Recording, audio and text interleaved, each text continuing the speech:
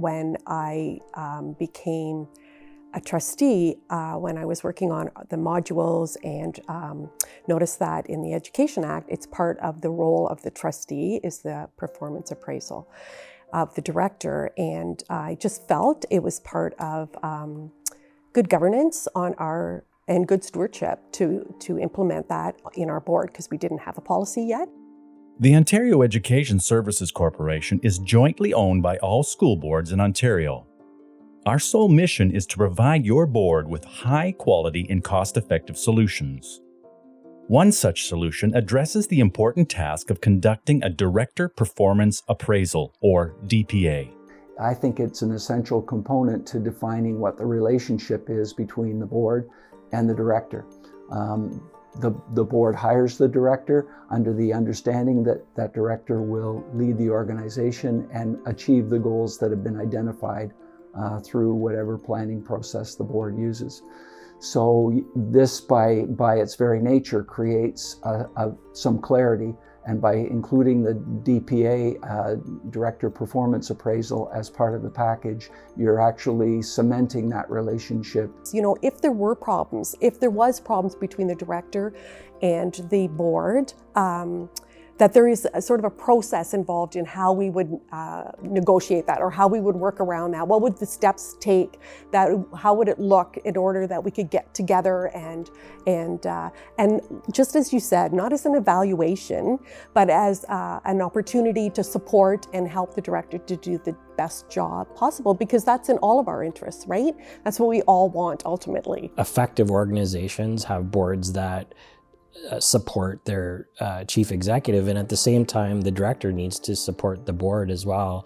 And in order to do that, you have to have a strong climate of trust, and it's built on communication and processes and time. Like, you know, the opportunity to work alongside the board in developing a policy was really just time well spent. The Ontario Education Services Corporation, or OESC, is here to work with your board to develop a policy outlining a process for the review. We provide the school board with an overview workshop to begin with of this is what DPA looks like across Canada. We explore what they currently do as a board, because there may be some gold there and we don't want to throw that gold out by adopting a completely different process. And then the third thing we look at is the OESC model and moving forward. And then we have a discussion with the board. Which of these items make sense to you? As an example, in the OESC document, there is the notion of a mid-year check-in. Most DPAs historically have been a once-a-year event or once-a-year cycle, and if things go off the tracks, it takes till the end of the year to find out, and kind of that's too late. So we've embedded a half-year check-in, not about results per se, but more around process. Are we doing the right things that hopefully will end up getting us the right results at the end of the year? When we developed our plan and our policy, the idea was to keep it simple so that it's not a whole lot of extra work for either the director or the trustees, and to have steps that we can follow. So when trustees change or the director changes, it's not out there in like people don't know how to carry on. So it's very important that we had check-ins. It's been collaborative, it's been transparent, it's been based on trust and respect, and it's also based on getting timely and candid feedback, which is really important for the director to get on a regular basis. So I think the appraisal process needs to be an ongoing process. It shouldn't be a one-time snapshot of performance. It needs to be an ongoing conversation. And so being part of the policy development process as well as the appraisal process itself has been incredibly useful to make sure that I have a good idea of what's on the mind of trustees and how I can respond to their concerns. You know, you do get your feedback at the end of the year about your strategic plan or whatever, but it just allows more ongoing conversation. And I think as trustees, it's good for us to know where our strengths are, where our challenges are, how you're dealing with those through the course of the year, not just to find out the results at the end of the year. Another element that we often get feedback on, because every board is different, would be whether they choose to have a DPA committee, a smaller executive group, if you will, that manage the discussion with the director and set the direction and move forward. Again, with full consultation with the board, but the voice of the board is done through a committee, if you will, a smaller committee. That's one option, but many boards will say, no, no, no, DPA is so important and it's at the essence of what school boards are responsible for.